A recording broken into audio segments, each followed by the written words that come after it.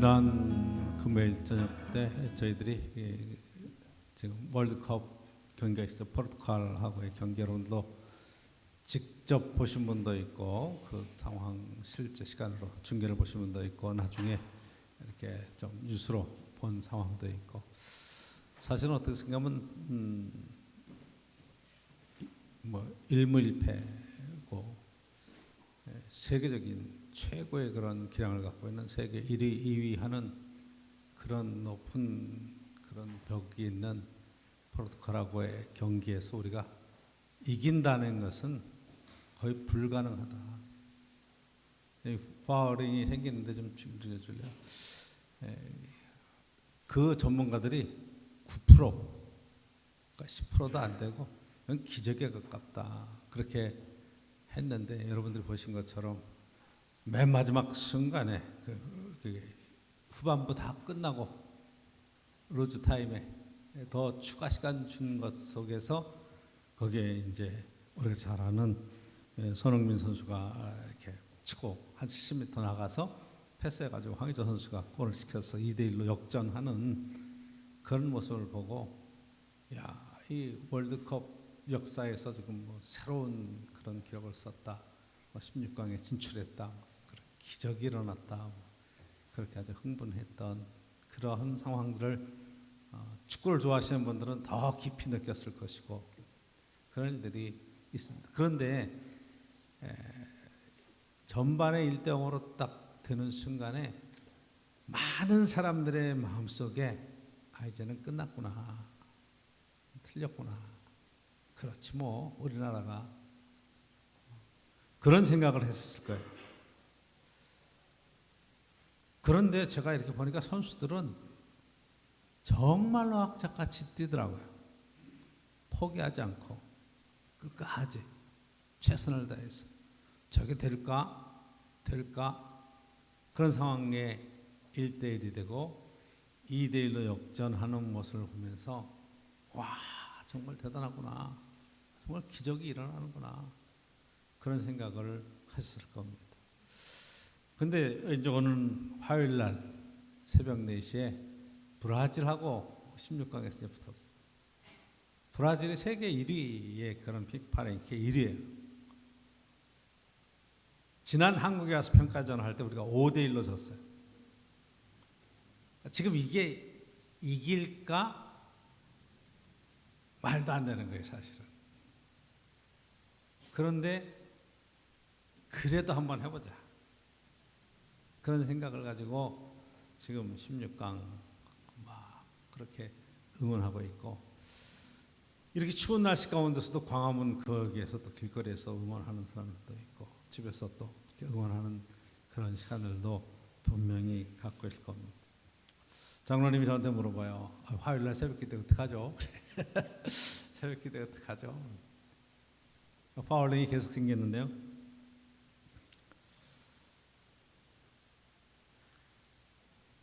여러분, 우리가 포기하고 좌절할 수만은 없는 거예요. 그렇죠? 이건 도저히 불가능한 거다. 이렇게 할 수가 없는 상황이다. 이건 뭐 16강 올라간 것은 잘한 것이고 브라질 잘 싸웠다. 뭐 이제 이만큼 하면 됐다. 그런 차원이 아니잖아요. 앞으로 어떤 일들이 어떻게 일어날지 세상 모르는 거니까 어쨌든 최선을 다해서 준비하고 애를 쓰고 그래서 안 되면 할 수 없지만 그래도 어쨌든 부딪혀서 끝까지 준비하고 소망을 가지고 기대하고 나가는 것 굉장히 중요하잖아요. 예수님께서 예루살렘에 지금 올라가셨어요. 명절에 올라가셨다. 오늘 5장에는 그렇게 얘기를 쓰고 있어요. 예루살렘에 올라가셨다. 사실은 예수님 생애 전체를 요한복음에 보면 3년 공생이라고 얘기하는 것은 명절에 3번 올라가시는 거예요. 명절을 예루살렘에 올라가서 3번 명절에 올라가셨다는 얘기가 3번 나오면서 3년 동안 올라가셨다. 그런데 여러분 3년 동안의 예수님의 사역에 대한 이야기를 요한복음은 21장 안에 이렇게 다 쓰고 있어요. 그게 죽으신 것 부활까지도 다 들어가 있는 거예요. 공생을 시작해서 죽으심과 부활. 그게 3년의 이야기를 21장에 짧게 써놓은 거예요. 그러니까 예수님이 행하신 많은 일들을 일일이 다 기록한 게 아니라 그 중에 어떤 대표적인 사건들을 썼는데 그게 3장에서 니고데모의 이야기와 4장에서 여러분들이 보신 것처럼 사마리아 여인이 나와서 그 물에 관한 생수에 관한 이야기를 쭉 하는 것 그렇게 들은 거. 오늘 본문에는 베데스다 연못가에 38년 된 병자를 일으키시는 이야기가 되어져 있죠. 그렇죠? 베데스다의 연못가에 행각이 다시 있다는 거예요. 이렇게 행각, 여러분 잘 아시는 정각이라고 얘기하는 거기에 5개인데 거기에 많은 병자들이 있었어요. 그렇죠? 많은 병자들, 맹인들, 저는 사람들, 손 마른 사람들, 뭐 여러 가지 질병의 사람들이 꽉 모여 있는데 그 사람들이 모여 있었던 이유는 단 하나예요. 거기에 천사가 내려와서 그 연못 물이 소용돌이 치면 아마 이게 온천이었을 것이다. 학자들은 여러 가지 얘기를 하는데 어쨌든 물이 돌기 시작하면 그때 제일 먼저 들어가는 사람은 어떤 병이 걸렸든지 낫는다. 그러니까 그냥 막 그 물이 언제 어떻게 돌아갈지를 모르지만 기대하고 기다리고 있는 거예요. 그런데 들어갈 때 딱 한 사람이 먼저 들어가면 나은 사람들은 또 다음에 돌아갈 기회를 기다려야 되는데 오늘 본문에 나오는 사람은 38년 38해를 거기에서 기다리는 거예요. 그러니까 이 사람이 10살에 병이 들었다면 지금 48이고 5살에 병이 들었다면 몇 살에 이게 33이 되는 거예요. 여러분 38년이라는 시간이 결코 짧은 시간 아니에요. 저의 생애 전체를 쓰고 있는 거란 말이에요. 20살에 여러분 병이 들었으면 58세가 되는 거예요. 58. 그러니까 이게 얼마나 오랜 시간 기다리고 있겠어요. 그러니까 예수님이 이 사람을 찾아오셨어요. 거기 많은 환자가 있고 많은 병자가 있는데 예수님께서 여러분 마가복음이나 마태복음 보면 많은 환자들이 예수님을 따라 나오고 무리가 따라 나왔을 때 그 많은 병자들을 고치고 많은 귀신들을 내어 쫓으시고 했는데 오늘 본문에서는 그 행각에 있는 모든 사람을 고쳤다 이렇게 쓰질 않냐고. 그렇죠? 38년 된 환자 이 병자를 딱 찾아와서 보시면서 그를 보시면서 네가 낫고자 하느냐 이렇게 물어보시는 거예요. 여러분 38년 동안 이 사람이 거기를 떠나지 않고 있는 것은 적어도 나도 기회가 될 것이 혹시 거기에 들어갈 수 있는 기회가 이렇게 기대를 하고 있을 텐데 그 사람이 네가 낫고자 하느냐 하고 물어봤을 때 네 낫고자 합니다. 낫고 싶습니다. 이렇게 얘기하는 것이 아니라 도저히 불가능한 상황이니까 주저리 자기 형편을 이야기하는 거예요. 물이 돌아갈 때 누가 나를 좀 이렇게 해서 제일 먼저 집어넣어주면 좋을 텐데 내가 들어가기 전에 난 집어넣어줄 사람도 없고 거기 가려고 하면 딴 사람이 먼저 다 들어가서 내가 나을 수 있는 기회조차 소망 가운데 갖지 못하고 있습니다. 이런 이야기를 하는 거죠. 그때 예수님께서 그를 향해서 내 자리를 들고 일어나 걸어가라. 그렇게 얘기하시는 거예요. 내 자리를 들고 일어나 걸어가라. 말이 됩니까? 그렇죠? 여러분 38년 동안 누워있는 환자에게 자리를 들고 걸어가라. 에이, 제가 벌써 그럴 수 있으면 벌써 그랬죠. 일어날 수가 없습니다. 이러질 않고 이 사람이 벌떡 일어나서 자리를 들고 걸어갔어요. 그날은 안식일이었다. 그 안식일의 논쟁에 관한 이야기들이 쭉 나오고 그 뒤에 이제 이 사건 때문에 예수님이 과연 이 땅에 오셔서 어떤 사역을 하고 어떻게 일을 하시는가 하는 이야기를 쭉 강화로 말씀으로 쓰고 있는 걸 보게 돼요. 그래서 요한복음의 제일 큰 특징은 사건이 있고 그 뒤에 정말 3장도 있잖아요. 니고데모 얘기가 나온 뒤에 물과 성령으로 거듭나야 된다. 그리고 예수님께서 하나님이 세상을 이처럼 사랑하사 독생자를 주셨으니 저를 믿는 자마다 누구든지 멸망하지 아니하고 영생을 얻게 하려 하심이라고 쭉 얘기가 나와서 거기에 대한 얘기가 마찬가지고 4장도 마찬가지 사마리아 여인에 관한 얘기가 나온 것이 그것으로 끝쳐지는 것이 아니라 생수에 관한 얘기들이 쭉 연결되면서 강화에 대한 5장도 마찬가지 이 사건에 관한 이야기들이 그 끝이 아니라 하나님의 아들로서 이 땅에 정말로 주님이 하시고자 하시는 일들이 어떤 것인가 하는 이야기로 쭉 연결이 되어 있고 말씀이 되어져 있는 것을 보게 됩니다. 오늘 말씀 속에서 저와 여러분들이 꼭 봤으면 좋은 그러한 하나의 이야기가 있어요. 그 첫째가 여러분 희망에 관한 이야기. 38년 동안 이 사람이 거기에 있는데 병이 길어지면 문제가 생겨요. 그렇죠? 그것 병든 것 가지고 굉장히 갈등이 심해지기 시작합니다. 거기에는 원망도 들어올 수 있고 섭섭함도 들어있고 이 병든 것 때문에 이것 경제적으로도 어렵고 힘드니까 이 사람이 지금 자리에 누워 있는데 이 사람을 데리고 거기에 지금 집어넣어야 되는데 다들 생계가 있고 삶의 터전이 있으니까 누구 하나 거기에 할 수가 없으니까 이 38년이라고 하는 긴 세월 동안에 각각 자기의 삶에 대해서 떠나지 않겠습니까? 그렇잖아요.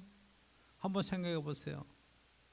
부모가 38년 동안 돌보고 있다가 나이 들어 떠날 수도 있는 거고, 혹시 20대에 시작해서 젊은 자녀들이 있었다, 젊은 시대에 자녀들이 있었다 그래도 여러분 38년 동안 자녀가 부모를 모신다는 게 말이 쉽지 되겠냐 말이에요. 그것도 누워 있고 지금 움직이지 못해서 거기에 먼저 들어가지도 못하는 그 상황 속에, 그러니까 주변의 사람들이 너무너무 힘드니까 하나 둘 떠나가고 자기의 삶의 자리를 다 떠나가서 지금 소외되고 어렵고 힘들어. 그래도 그 베데스다 연못가를 떠나지 못하는 결정적인 이유는 혹시 나도 저 안에 일체 첫 번째로 들어가서 병이 나을 수도 있겠다라고 하는 희망을 가지고 거기를 떠나지 못하고 38년 동안 그 연못가에서 지냈어요.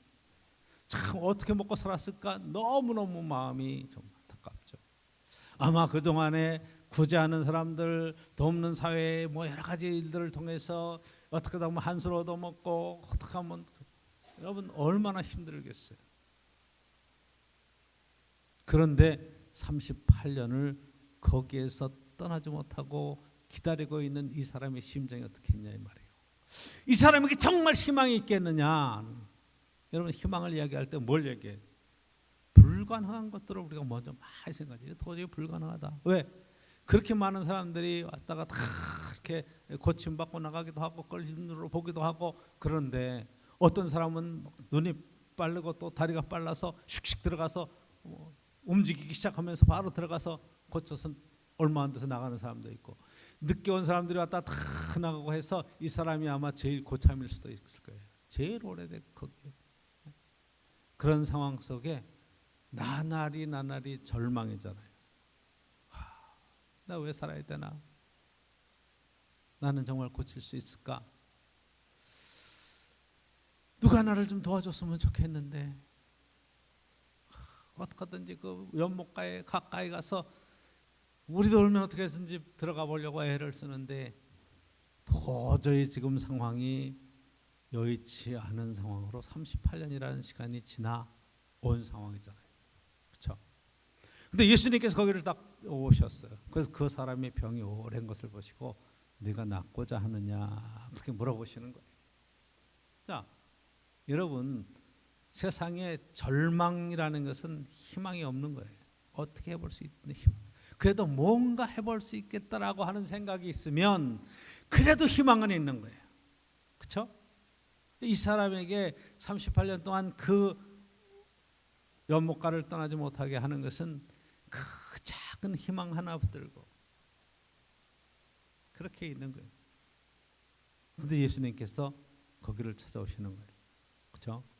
자, 니고데모의 이야기, 사마리아 여인의 이야기에 이어서 이제 5장의 이야기는 바로 예수님께서 이 38년 된 환자를 찾아오시는 이야기.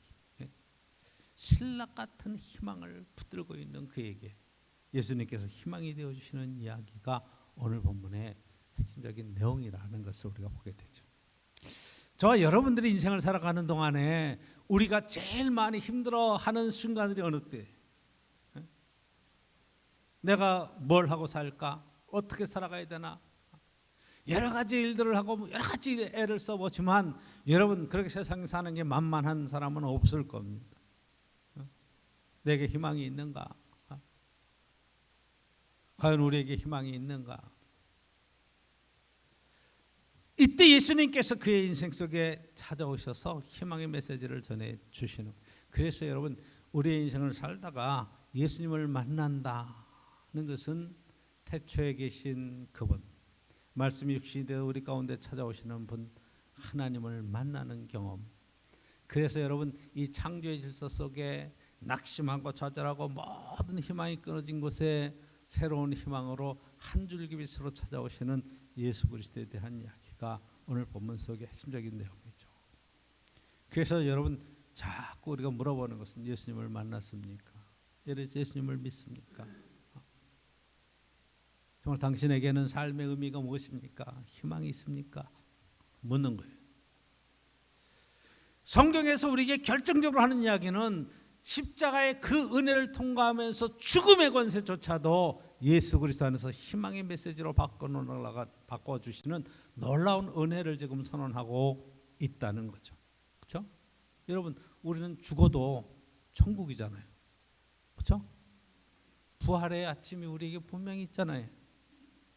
그 부활에 동참하는 것이고 우리의 모든 것이 소망이 끊어졌다고 하는 지옥의 일을 벗어나서 희망의 하느님과 함께 영원히 거하는 천국에 관한 이야기로 우리의 죽음을 바꿔 놓으시잖아요. 인생 뭐 있어? 죽으면 그만이지. 그가 아니라 우리에게는 죽음 뒤에도 이 땅에서 누렸던 하나님의 그 큰 은혜가 하나님 은혜 가운데 천국의 소망으로 우리에게 있다 하는 것이, 그러니까 우리가 살아야 될 이유, 또 죽어도 후회 없는 삶을 살아야 될 이유가 예수 그리스도 안에 있다 하는 거예요. 절망은 없어요. 예수 그리스도가 찾아오시는 그 순간에 그의 모든 절망과 이 땅에 낙심되었던 그러한 어두움이 빛으로 환해지는 것이고 희망의 메시지로 전해지는 거예요. 많은 간증자들이 이런 간증을 해요. 내가 예수 믿기 전에는 내 삶의 상태가 어떠했었는데 내게 찾아오시는 예수 그리스도를 만나고 내 삶이 이렇게 변화됐습니다. 나는 그 안에서 내가 살아야 될 이유, 정말로 하나님께서 도우시며 인생을 이끌어 가시는 놀라운 이유를 내가 발견을 했습니다. 그리고 자기의 삶의 처지에서 하나님 주시는 지혜와 그런 용기와 능력을 가지고 헤쳐나가는 놀라운 은혜들을 간증한다 이 말이에요. 전 여러분들이 예수 그리스도를 만나고 이 변화된 삶의 그런 굉장히 유의미한 변화의 축복을 간증할 수 있는 귀한 성도의 삶을 살아갈 수 있기를 간절히 축원합니다. 예수님이 오셔서 묻잖아요. 내가 낫고자 하느냐? 뭐라 그래야 돼요? 주님, 전 정말로 낫고 싶습니다. 저 물이 동할 때 내가 들어가기를 원하지만 누군가 나를 도와줄 사람이 없고 다른 사람이 먼저 돌아가면서 내가 38년 동안 이 자리에서 기다리고 있습니다. 이 간절한 마음의 소원을 낙심하지 아니하고 주님께 자기의 형편을 있는 그대로 그렇게 말씀을 드리잖아요. 여러분, 기도한다는 것, 주님이 우리 인생에 찾아오셨다라고 말하는 것은 바로 이 상황이에요.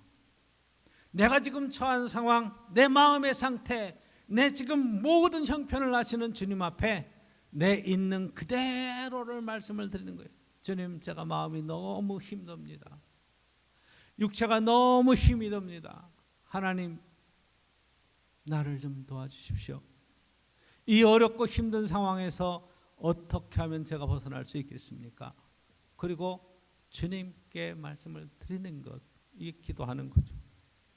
하나님 이렇게 해주세요, 이렇게 해주세요, 이렇게 해주세요. 뭐 그렇게 마음의 소원을 아뢰는 것이 아니라 내 형편과 처지를 너무 잘 아시는 주님께 내 모든 형편을 아뢰고 맡기고, 그리고 담대히 주님의 말씀에 귀를 기울이는 이 삶의 자세가 얼마나 중요한가.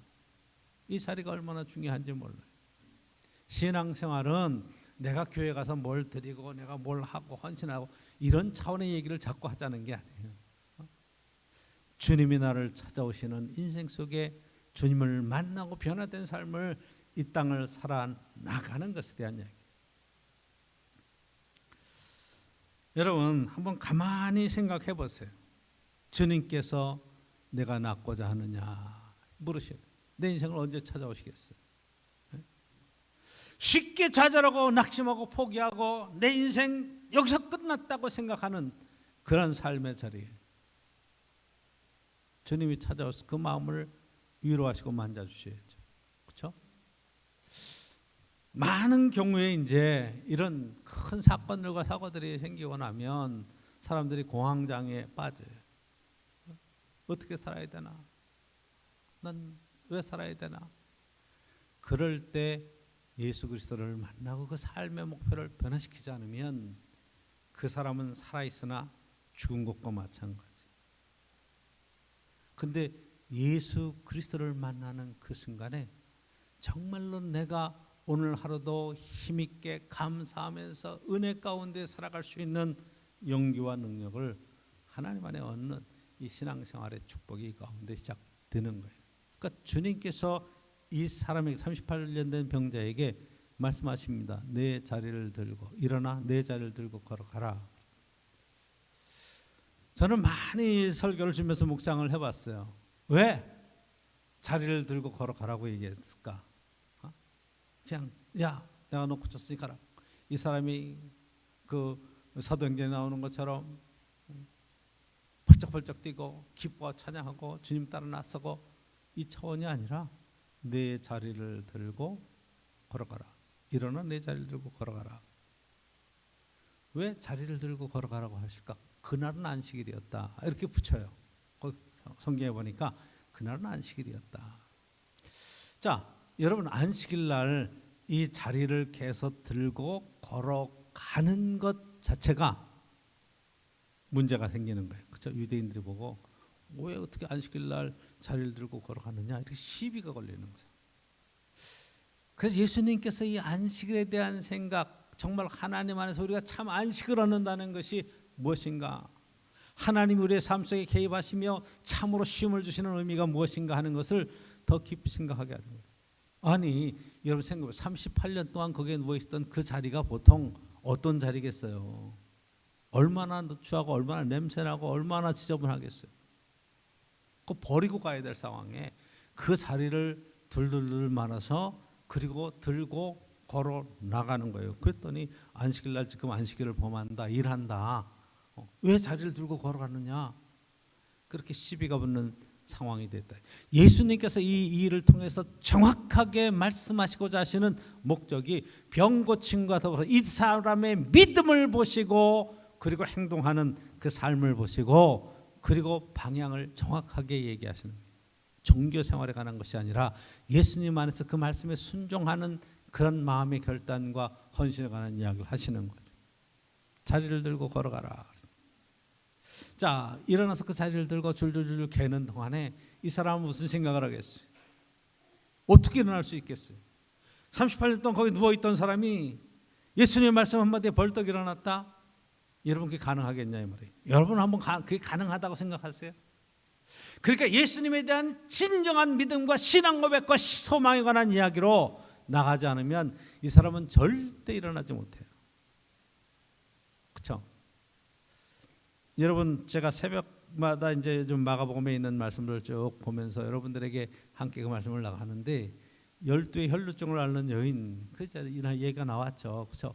그 여인은 예수님 앞에 그 정말 이렇게 나가서 옷깃에 손만 대어도 낫겠다 하는 그런 믿음을 가지고 예수님의 옷에 손을 댑니다.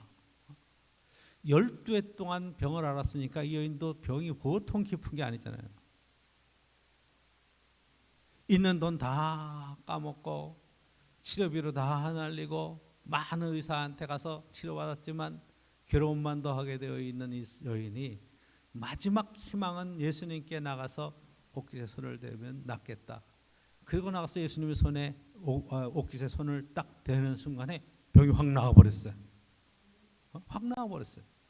그래서 예수님이 누가 내 몸에 손을 댔느냐 그리고 찾아보는데 제자들이 그때 하는 얘기가 예수님 이 많은 사람이 미늘고 이렇게 뭐 접촉하고 있는데 누가 손을 대었느냐 그걸 어떻게 물으십니까? 그 얘기. 그 많은 사람이 함께 어울려서 함께 밀고 밀치고 가는 그 순간에 그런데 다른 사람들은 예수님의 옷에 손을 댈 때 뭐가 없었다? 믿음이 없었던 거예요. 믿음이 없었어요. 근데 이 여인은 진실로 믿었어요. 근데 왜 38년 된 병자를 예수님이 찾아가서 내 자리를 들고 일어나 걸어가라 이야기하시는가?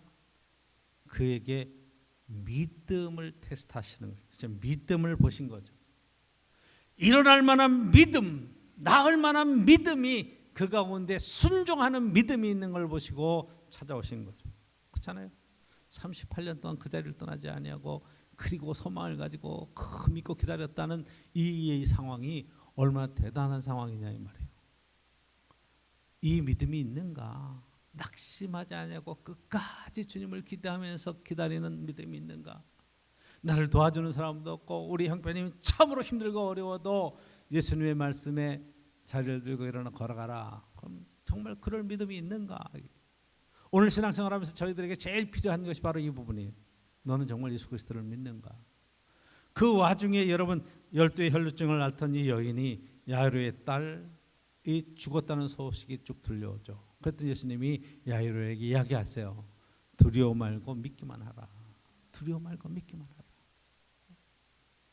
이 아이가 죽은 것이 아니라 잔다. 그렇게 얘기하시고 가서 아이를 살려놓으시잖아요. 그렇죠? 그러니까 우리에게 정말 포기하지 않는 믿음이 있는가? 자, 다시 한번 월드컵 경기로 다시 얘기가 넘어가서 다들 포기했어요. 아, 이거 안 된다. 감독도 다 이게 뭐 레드카드 받고 관중 속에 지금 나가 있는 상황이고 사령탑도 없는 그 상황 속에 이 선수들만 뛰고 있는데 이거는 뭐 완전히 패색이 쳤다. 이거 안 된다 이거. 그런데 절망적인 순간에 해내잖아요. 그렇죠? 기적이라고 얘기하잖아요. 그렇죠? 16강에 대한민국 기적을 이루었다 그러는데 사실 여러분 공은 둥그니까 이런저런 일들이 그런데 변수들이 일어날 수 있다. 그렇게도 보여질 수 있어요. 그런데 저는 끝까지 포기하지 않고 그 최선을 다하는 선수들의 간절함을 그 가운데서 보았어요. 그렇죠? 마지막 골을 넣는 상황은 정말로 그 70m 가까이를 쭉 드리블하고 몰고 가는데 6명, 7명의 선수들이 막 따라가는데 그 사이에서 추춤추춤하면서 황의조 선수한테 패스해서 골을 만들어내잖아요. 그렇죠?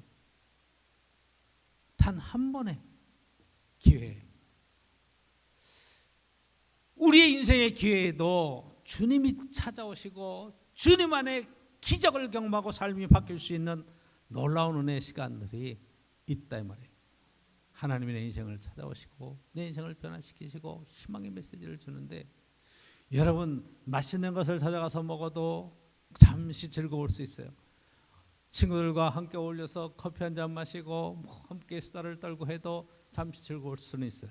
근데 마음속에 쌓여있는 진정한 공허함, 내 삶에 있어서 정말 하루하루의 삶이 순간적인 작은 행복을 찾아서 살아가는 것도 중요하지만 그것이 예수 그리스도와 함께 하나님 뜻 안에서 그 사랑으로 맺어지는 그러한 공동체에 관한 이야기들, 정말 우리에게 맡겨준 사명의 귀한 삶에 관한 이야기가 아니라면 여러분 내일은 뭐하지?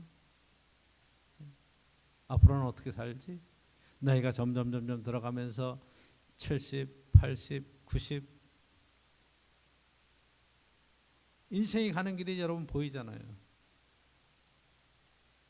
그런데 그것이 절망이 아니라 그 희망의 노래로 우리의 사망 그 뒤에 있는 부활의 이야기로 영원한 천국의 이야기로 연결시켜주며 영생에 관한 메시지를 주시는 그렇죠? 3장, 4장, 5장의 이야기는 우리에게 많은 것을 생각하게 하는 거예요. 내 자리를 들고 일어나 걸어가라. 아멘.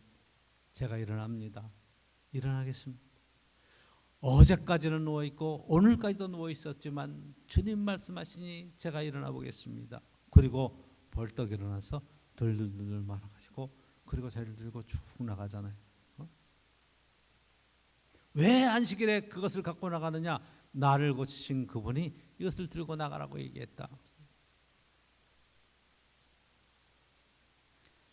그 다음에 성전에서 예수님이 만나서 그 사람에게 얘기합니다. 세 번째 오늘 본문 속에서 우리가 깨달을 수 있는 것은 그렇게 얘기해요. 더 심한 병이 생기지 않도록 다시는 죄를 짓지 마라. 그렇죠? 이 이야기가 뭐예요? 결국 죄가 뭐냐 이 말이에요. 죄 짓지 마라. 도덕적이고 윤리적인 죄에 관한 얘기가 아니죠. 그렇죠? 예수 그리스도를 떠나고 하나님을 떠나는 것이 죄라면 이 인생 속에 정말로 자기를 찾아오신 예수 그리스도와 함께 남은 생애 전체를 주님 안에 살아가야 되는 삶의 자리인데